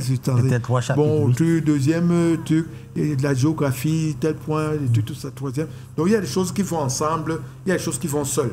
Par exemple, pendant qu'on est en train de creuser, on peut commencer à faire des fers, à tisser les fers, à faire des parpaings, à porter des trucs, à préparer. Il y a des choses qui vont ensemble, il y a certaines choses qui vont seules. Si par exemple, on est en train de faire le pont, bon, parfois, tout le truc à l'arrêt, il faut terminer le pont. Donc, voilà un peu, tu vois, ce calendrier-là. On sait que à la fin de la première semaine, d'ailleurs, quand vous voyez dans les livres de l'école primaire, on dit première séquence, deuxième semaine, troisième semaine, quatrième. C'est exactement la même chose. Mais il peut y avoir des cas de force majeure. Prenons le cas du Covid. Qui s'abat, on dit, bon, ou bien tel problème, grève, on dit, bon, pendant 2 semaines, il faut arrêter les cours. Après, maintenant, quand on reprend, on va prévoir un moyen pour il y a des heures supplémentaires qu'il faut. Voilà, il y a des heures supplémentaires. Il faut travailler maintenant le dimanche, le samedi ou le dimanche pour rattraper nos temps perdus. Alors, Eros, dans un projet. Il y a ce problème de suivi et évaluation qui véritablement est très embêtant. Lorsqu'on lance un projet, on a de la peine à le suivre, à l'évaluer. Quel est justement le problème à ce niveau? Le problème, de mon point de vue, viendrait de tous les outils qu'on utilise, que ce soit dans la conception ou alors dans le suivi. On a dit tout à l'heure que le projet a des étapes, a des phases. Et à chaque étape, et à chaque phase, il y a un résultat. Et comme et à chaque phase, il faudra évaluer. Et chaque phase, il faudra évaluer. Et chaque phase a des outils d'évaluation et les critères, des indicateurs de performance. Selon que les indicateurs de performance soient au niveau optimal ou minimal, il y a des ajustements qu'il faut justement faire. Mais on ne peut pas faire une bonne évaluation si déjà on n'a pas bien élaborer le projet, si déjà on n'a pas bien identifié le besoin, si déjà bien on n'a pas identifié les parties prenantes, si on n'a pas caractérisé ces parties prenantes, si on n'a pas responsabilisé ces parties prenantes. Autrement dit, si on ne s'est pas entouré de toutes les précautions techniques, administratives, environnementales, sociales et tout ce qui va avec, même le suivi, évaluation prendra un coup. Justement parce que dans la nomenclature du projet, le suivi a un coût, qu'il soit économique ou financier. Il nécessite des ressources, il nécessite du matériel, il nécessite du temps, il nécessite du délai. On ne fait pas le suivi éternellement. Justement, c'est pour cela qu'on dit qu'on passe du suivi à l'évaluation. Parfois, les deux peuvent être combinés en fonction de la dimension du projet, en fonction de la phase du projet à laquelle on se retrouve. Le suivi n'est rien d'autre que qu'il faut se rassurer que ce qui a été défini c'est ce qui est en train d'être réalisé. Maintenant, si ce n'est pas ce qui est arrêté qui est en train d'être réalisé, quels sont les facteurs d'influence? Comment est-ce qu'on peut faire fluctuer ces facteurs-là pour aboutir au résultat qu'on voudrait atteindre? C'est ça le suivi. Alors que l'évaluation, justement, c'est au résultat. C'est au résultat qui peut être par étape. On a dit, OK, première phase, on devait rencontrer les parties prenantes pour leur dire si ça. Est-ce que ça a été fait? Oui. Quels sont les indicateurs? Oui. Quelles sont les sources de vérification que les résultats que nous avons obtenus sont disponibles et correspondent à la réalité sur le terrain? C'est ça le travail d'évaluation du... Et c'est là où parfois la corruption fait son entrée dans le jeu, Dr Noudou. Oui, je voudrais vraiment compléter, n'est-ce pas, par vraiment la chose essentielle. Ce sont les indicateurs de performance, hein. Les KPI, comme disent les anglo-saxons, Key Performance Indicators. Ça, c'est très important qu'on les définisse. Et, disons, les anglo-saxons parlent de SMART. Ça veut dire qu'il y a un certain nombre de trucs dans le temps, qui doivent être spécifiques, mesurables. Et voilà, c'est ça. C'est vérifiable. Vous devez indiquer vraiment, ces indicateurs de performance doivent être arrêtés. Vous quittez Douala pour Yaoundé. Vous dites qu'EDA, au bout d'une heure, il faut que ce soit EDA. Au bout de 45 minutes, vous êtes à EDA. Vous êtes dans le bon tempo. Là, vous pouvez ralentir un peu, vous pouvez même un peu vous permettre de trucs. Et si au bout de 1h30, vous êtes à EDA, vous dites que vous avez 30 minutes vraiment de pénalité. Il faut donc rattraper. Voilà exactement. Il faut rattraper cela. Ça veut dire qu'il faut multiplier la vitesse. Ça veut dire que vous pouvez augmenter la vitesse, vous pouvez décider de ne pas faire des arrêts. Vous pouvez aussi ne pas faire beaucoup d'arrêts. Dans tout ça, n'est-ce pas, on explique, il faut expliquer les écarts. Oui. Pourquoi? Est-ce parce que vous avez été freiné dans un contrôle? Est-ce parce que vous avez une crevaison? Est-ce parce que vous étiez distrait? Est-ce parce qu'il y a eu des bouchons? Vous devez expliquer cela. Et c'est ça qui permet de prendre des mesures palliatives, n'est-ce pas? Donc, c'est tellement important dans un projet. Pour le stade, par exemple, vous dites qu'au bout de 6 mois, on doit avoir la macrostructure. Il faut que, tout ça, au bout de 2 ans, il faut déjà que le gazon commence à pousser. Et au bout de 6 mois, l'électricité, il faut que... Voyez un peu, c'est un peu ça. Et mais le problème réside, tu vois, au niveau de la qualité même de ce qu'on devrait avoir. On nous a dit qu'en 2 jours, on pouvait boucher les trous. Les trous dans les routes de Douala ici. C'est un ensemble d'objectifs, n'est-ce pas? C'est-à-dire, un projet, c'est un ensemble d'objectifs.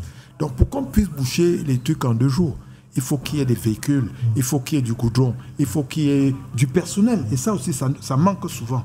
Et il faut qu'il y ait, que ce soit du personnel bien formé, motivé, qui sache utiliser, qui sache faire des mélanges. Or, vous avez parlé tout à l'heure de la corruption. C'est quoi? La corruption, c'est ce qui s'est, par exemple, passé pour le stade. Hein. On dit que, attends, vous devez être à 90. Et là, vous êtes à 30. Et donc, on trouve les moyens, n'est-ce pas, par le jeu de la malgouvernance, de confirmer quand même que nous sommes à 70, alors qu'en fait, vous êtes à 30.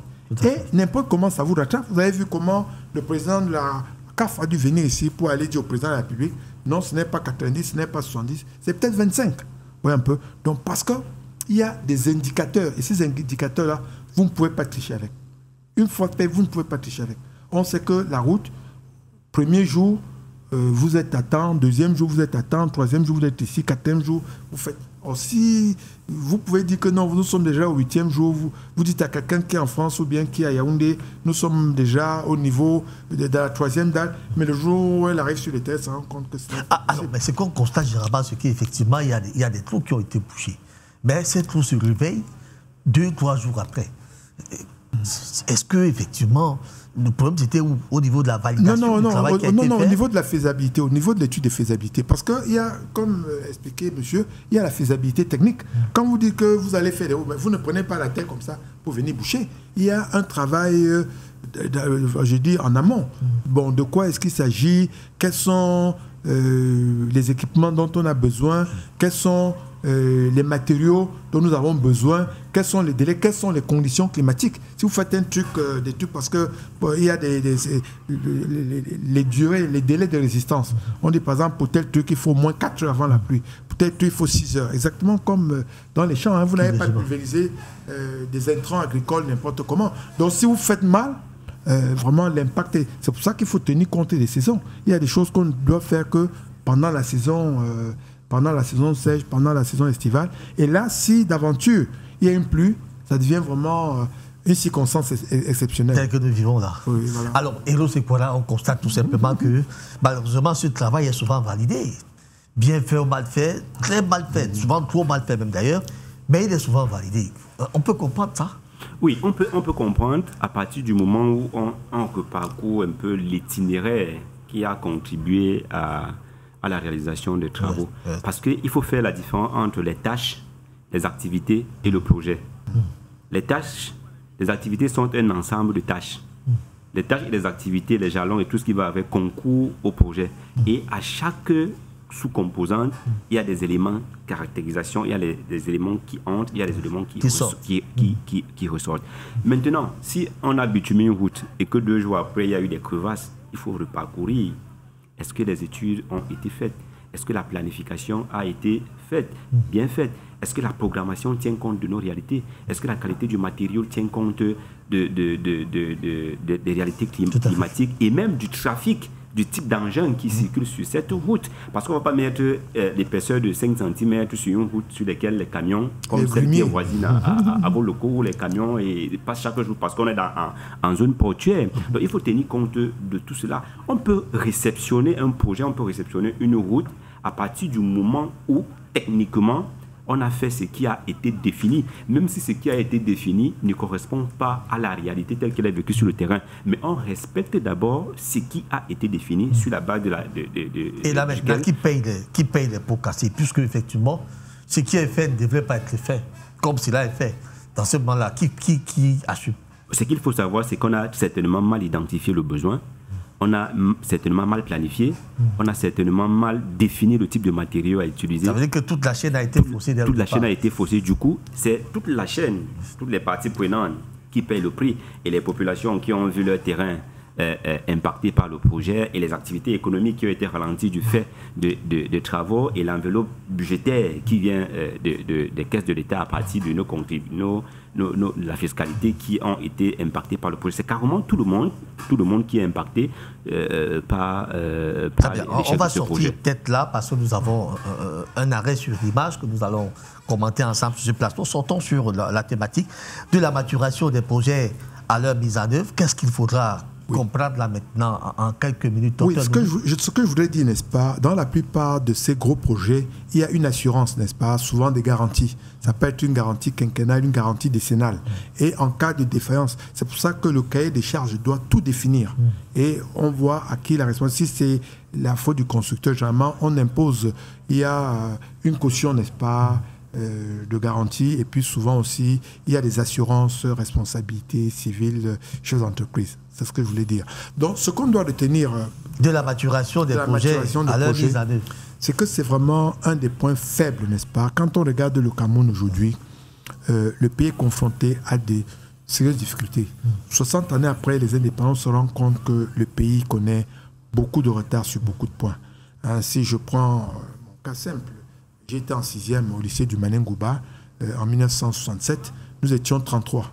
Et je termine en 1974, nous sommes 31 élèves. Aujourd'hui, on trouve 200 élèves par classe. Si vous allez également, le système de santé, c'était presque gratuit, on était hospitalisés, nos mamans, nos parents n'étaient pas vraiment aisés d'étudier tout ça. Alors quand vous voyez tout ça là, il y a une déchéance terrible, n'est-ce pas? Et ceci aussi, on se rend compte qu'elle va de pair avec une dégradation de la gouvernance et puis même d'une certaine éthique de la morale publique. C'est-à-dire les politiques publiques sont ici en cause. Donc, pour vraiment... il y a des principes, n'est-ce pas, universels, des principes vraiment, des bons usages. Ça veut dire que le Cameroun ou la plupart des pays du Sud ne peuvent pas déroger, n'est-ce pas, aux règles de gouvernance, aux bonnes pratiques. Et il faudrait revenir, n'est-ce pas, à ces fondamentaux vraiment des projets, c'est-à-dire une bonne étude de faisabilité, un bon... suivi, évaluation. En tout cas, ce qu'on appelle la gestion axée sur les résultats. Qu'est-ce qu'on veut? On veut ceci, tout ça, en tenant en compte les risques et également en suivant les étapes avec une bonne évaluation, une bonne performance. Et surtout, voilà une bonne moralité. Eros, de la maturation des projets à leur mise en œuvre, qu'est-ce qu'il faut retenir? Ce qu'il faut retenir, c'est que de la maturation à la mise en œuvre du projet, c'est un ensemble de probabilités qu'on donne au projet pour le conduire à la réussite. Et un projet n'est réussi que lorsque les différentes parties prenantes sont satisfaites. Et les différentes parties prenantes ne sont que satisfaites lorsqu'elles sont bien identifiées et lorsqu'elles sont associées à l'identification du besoin réel, à la formulation du projet et à sa mise en œuvre. Tout cela n'est que possible lorsqu'il y a une bonne communication entre le maître d'ouvrage, le maître d'œuvre et les différentes parties prenantes qui sont les populations. Merci à vous, Eros Ekola. Passons maintenant à l'arrêt sur image. Nous avons encore 14 minutes pour sortir ce programme. On va commenter ensemble ces images qui pourront éveiller, n'est-ce pas, certains citoyens, peut-être pourquoi pas les élus locaux, qui sont d'ailleurs concernés au premier plan. Docteur Noundou, ça se passe à Bonamoussadi. Vous voyez les trains, comment c'est totalement... alors, une situation de ce genre, les responsabilités, où est-ce qu'on peut, on peut les afficher? Non, pour moi, c'est simple. Hein. Les élus locaux, vraiment, ont complètement décroché et ne travaillent pas vraiment pour le bien-être, pour le bonheur des populations. Parce que vous voyez, je vous disais tantôt, n'est-ce pas, quand on interrogeait ces hauts responsables d'une région française, on dit, mais vous utilisez le véhicule, vous utilisez le téléphone, vous utilisez... Il dit non, 60% de mon temps, je travaille à partir de mon véhicule. Je travaille à partir de mon véhicule, la plupart des documents que je signe des trucs, parce qu'en fait, les gens doivent être sur le terrain. Or, chez nous, ici, là, nous, c'est plutôt l'inverse. 99,99% sur le terrain, dans les bureaux, 0,001% sur le terrain. Et quand on descend sur le terrain, c'est quand on va casser tel magasin, telle boutique ou telle case, tout ça, un truc spectaculaire. Mais vraiment, c'est l'échec même, n'est-ce pas, de la...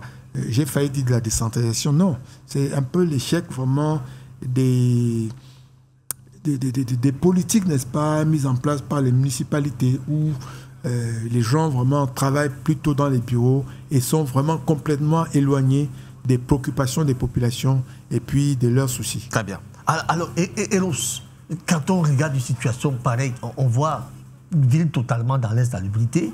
S'il vous plaît, ces images-là sont intéressantes. Remontez-nous ça de temps en temps. Alors, on voit des maisons du Kansik, par exemple. Nous sommes là pour Namoussa. Vous avez vu les maisons du Kansik, par exemple. Qui doit aménager le Kansik? C'est un autre débat que vous ouvrez. C'est quand même surprenant, ça. Il y a la SIC qui est, entre guillemets, propriétaire de ces bâtisses. Mais à partir de ces images, je décèle deux problèmes. Le premier problème, c'est le désordre urbain à outrance. Vous allez voir qu'il y a une communication agressive des panneaux publicitaires qui occupent même les trottoirs qui sont réservés aux piétons. La deuxième chose, c'est qu'il y a l'insalubrité et à outrance.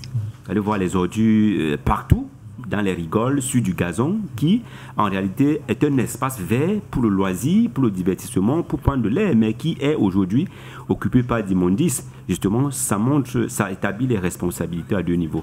Premier niveau, au niveau des élus locaux, qui, on l'a dit tout à l'heure, qui ne communiquent pas assez, qui ne mènent pas assez d'actions pour assainir notre environnement le plus proche, et les populations qui en profitent pour développer des attitudes anti-citoyennes, qui voudraient qu'on ait des mauvais rapports et des mauvaises habitudes avec les ordures. On les jette un peu partout, dans les rigoles, dans les espaces publics, on s'en fout. Vous allez vous rendre compte qu'il y a un bac qui n'est pas très plein, mais il y a des ordures au sol. Il ne va pas s'en dire que c'est le vent qui a entraîné ces papiers et ces plastiques au sol. Certainement, il y a des ballots qui ont été déposés au sol du fait des populations. Justement parce que les parents, comme nous sommes en vacances, envoient les enfants vider des seaux de poubelles.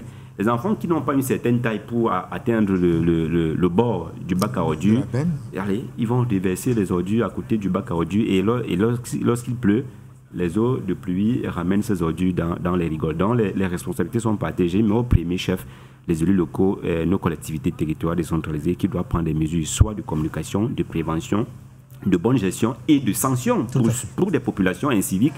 On peut également les sanctionner. Docteur Noundou, les trottoirs sont pratiquement occupés par des gens qui construisent des échoppes, c'est-à-dire des petites boutiques, des salons de coiffure, des voitures qui garent finalement, et du coup les piétons rejoignent totalement la chaussée. Oui, vraiment, mais c'est une incongruité parce qu'on parle d'une taxe là d'occupation temporaire de la voie publique. Au TVP. Bon, qui est réglée par des gens qui construisent, n'est-ce pas, demeurent sur les trottoirs. Et aujourd'hui, vraiment, circuler à Douala, c'est un problème, hein, parce qu'il m'arrive, j'aime bien marcher à pied, et vous allez à quoi, un peu partout, à Daido, et tout ça, ce n'est plus possible. Vous êtes obligé, avec la forte affluence des motos, vraiment, à chaque coin de rue, à chaque mètre que vous faites, vous êtes au risque, n'est-ce pas, d'être victime d'un accident. Vraiment, et tout ça, la principale responsabilité, hein, pour revenir un peu à cette... Il y a un problème de communication, ouais, un peu, parce que dans le maillage territorial, normalement, j'ai ouï dire que l'équipe municipale devrait sortir, n'est-ce pas, des différents quartiers, des différentes zones de la ville. Donc, par exemple, à Douala 5e, il doit avoir c'est-à-dire un conseiller de Bonamou Sadi, un conseiller de Makepe. Le conseiller de Bonamou Sadi devrait de temps en temps aller vers les populations, leur expliquer que mais ces trucs-là, nous sommes en train de salir, n'est-ce pas, la ville, faisons attention et être vraiment au contact des populations. Et pour revenir aussi au problème de la cité, la SIC, vraiment, c'est un démembrement de l'État. Ça fait honte. Ce sont les bâtiments les plus sales. Comment peut-on comprendre aujourd'hui que l'État soit vraiment à la traîne? Un peu ailleurs, comme j'ai vu, par exemple le cas de la France, ce sont d'abord des établissements publics qui ont passé des contrats de performance avec l'État. Aujourd'hui en France, le service public qui a la meilleure image de marque depuis au moins 20 ans, c'est Électricité de France. Vous voyez un peu là. Électricité de France a la meilleure image auprès du public.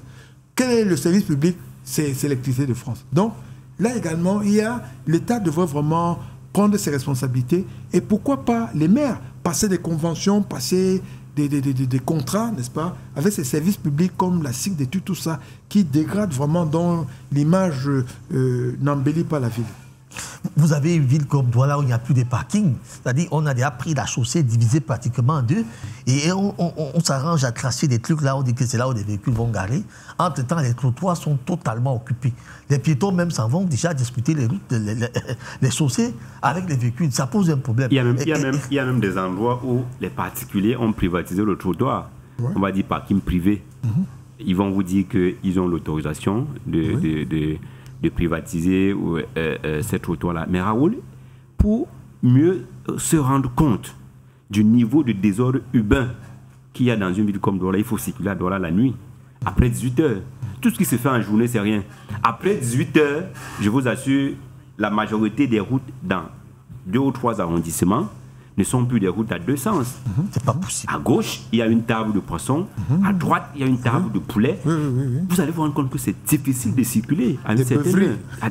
Donc, c'est l'occasion pour nous, si la police municipale des communes peut également travailler la nuit. Je ne sais pas quel dispositif il faut prendre pour qu'elle travaille également la nuit. Elle peut travailler jusqu'à 20 heures d'après le décret du chef de l'État. De nuit, après 18 heures à Douala, c'est un désordre à ciel ouvert. Vous allez vous rendre compte qu'il y a des bâches, des prolongements des toitures qui s'opèrent après 18 heures, justement, parce qu'on sait que après cette heure-là, il n'y a plus de contrôle. Ça devient difficile. C'est une situation. Voilà. Et lorsqu'on sait que c'est à cette heure-là que les gens rentrent du travail avec les véhicules, les motos, ça devient difficile de circuler. Ça devient très difficile. Voilà, je voudrais revenir sur le problème, n'est-ce pas, de manque de parking et tout ça. Vous savez, il y a un truc en termes d'urbanisme qu'on appelle le coefficient d'occupation des sols. Quand vous arrivez dans une ville comme Abidjan, le coefficient d'occupation des sols, c'est 30%. Ça veut dire que sur 100 mètres carrés, vous ne pouvez bâtir que sur 30 mètres carrés. Conséquent, avec les 70 mètres carrés restants, vous pouvez faire des espaces verts, vous faites des parkings. Quand vous arrivez à Abidjan aujourd'hui, vous allez aux 2 plateaux où se trouvent les banques, des trucs. Il y a au moins 10 banques sur place. Vous avez au moins 500 places de parking. Gratuit, des places gratuites. Donc vous avez partout à Abidjan, vous allez voir dans tous les immeubles. Je pense encore à l'immeuble de l'ex-ECI, électricité de Côte d'Ivoire. Il y a au moins 5 sous-sols, n'est-ce pas, souterrains. Tout le personnel gare au sous-sol. Donc, ce qui fait qu'il y a des parkings partout. Ça, c'est la législation. Chez nous, ici, il n'y a pas de coefficient d'occupation de sol. Souvent, même, vous allez au-delà de ce qui est prévu. Vous avez 100 mètres, vous essayez de construire sur 100 mètres au sol, et vous voyez souvent des bâtiments comme ça, avec des excroissances en hauteur. Et ça, encore, c'est un problème de politique publique. Oui, un peu. C'est un problème de politique. Vous voyez la communauté urbaine qui se balade partout, ou bien les mairies d'arrondissement qui se baladent partout avec leurs véhicules. Ils trouvent des véhicules garés là. On vous dit que, monsieur, vous avez mal garé. Ils mettent leur savon. Vous leur demandez, mais je gare où? J'ai même déjà côtoyé les drains, les rigoles là. Vous voulez que je gare comment? Non, ils prennent ça, ils mettent derrière leur camion. Après, ils s'en vont vous attendre quelque part pour venir négocier. Parfois, tout à côté, il y a un véhicule qui a là fait plus de 3 mois. Les pneus sont affaissés. Et celui-là, on ne le transporte pas. Non, je crois qu'il faut appeler les uns et les autres à la responsabilité. Parce que le développement participatif à ceci des particuliers, c'est qu'il y a le principe de responsabilité. On devrait. C'est quand même gênant. Voilà, c'est quand même embêtant. Pour une ville qui est vitrine de toute une sous-région économiquement, ça devient très embêtant. Alors, on fait comment pour résoudre ce type de problème? Il faut on convoque la conscience de qui? Oui, on convoque la conscience collective des populations et des élus locaux. Le docteur parlait tout à l'heure des politiques publiques. Il faut un peu réviser nos politiques publiques. Il faut parfois tordre le cou à l'impunité. Parce que les gens font certaines choses parfois exprès, parce qu'ils ont l'impression qu'on ne peut pas les punir. Il faut punir.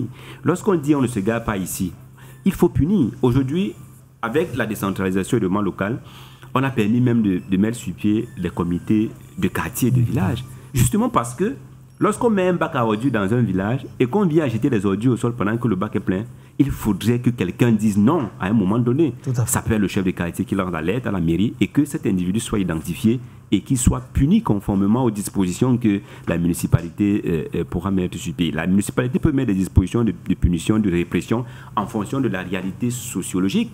Ce n'est pas forcément en fonction des principes qui nous sont importés de part et d'autre. Les responsabilités doivent être partagées, forcément. Oui, mais vous savez, les élus, n'est-ce pas, ont, dans leur profession de foi, mettent en avant l'amélioration des conditions de vie des populations.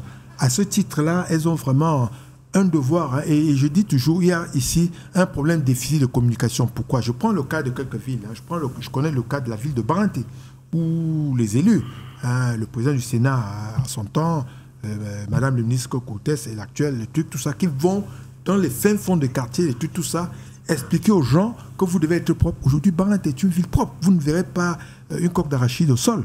Vous allez à Saint-Mélema également, où il y a eu un maire vraiment qui a mis l'accent sur la propriété. Donc, il y a un problème vraiment de communication. Vous voyez, quand on communique, on échange avec les populations, je crois que vraiment les choses... Bon, et puis pour revenir à ce que vous avez dit tout à l'heure, il y a globalement un problème de déficit, n'est-ce pas, de liberté publique dans notre pays, dans notre environnement, pas seulement au Cameroun, dans la plupart des pays du Sud. Hein. Il y a quelqu'un, je voudrais citer... c'est Gramsci. Vous citez, oui, Antonio Gramsci, c'était un leader communiste italien. Il est mort en 1937 dans les prisons de Mussolini. Il disait que dans un pays, quand les autorités investissent le pouvoir de coercition sont corrompues, la corruption vraiment est au paroxysme. Quand les autorités investissent le pouvoir de coercition. Or, tout ce qui est coercition, ce sont ces petits agents de la mairie, c'est les impôts, c'est la police, c'est la douane, c'est le préfet, c'est le président du tribunal, c'est la justice. Vous voyez un peu là, il y a trop d'organismes, c'est les gens du commerce qui peuvent fermer boutique. Merci beaucoup, docteur Nondou. Merci beaucoup, docteur Jean Nondou, juriste, expert en communication publique. Il est également écrivain. Il a d'ailleurs commis son ouvrage, le tout dernier sur Tchana Pierre, l'inamovible, l'ouvrage qui sera certainement dédicacé dans la vie des Tchans dans les prochains jours. Merci à vous, docteur Jean Nondou. Eros Ekwala, agro-environnementaliste, expert en ingénierie de développement local, notre consultant permanent a été aussi sur ce plateau. Une pensée à notre ami Germain Djekai Longue qui est encore souffrant. Nous espérons mieux qu'il va nous retrouver très très bientôt parce que l'état de santé commence à avancer. Madame, monsieur, merci beaucoup pour cette autre édition. La réalisation a été attisée ce soir par notre ami Ayoub David, accompagné d'une brave équipe qui l'accompagne effectivement. Je vous retrouve mercredi prochain, mais avant, retrouvez ce programme en rediffusion le vendredi 21h, le dimanche 18h et le lundi 22h. Ça sera pour le meilleur de nos téléspectateurs. D'ici là, portez-vous bien et à bientôt.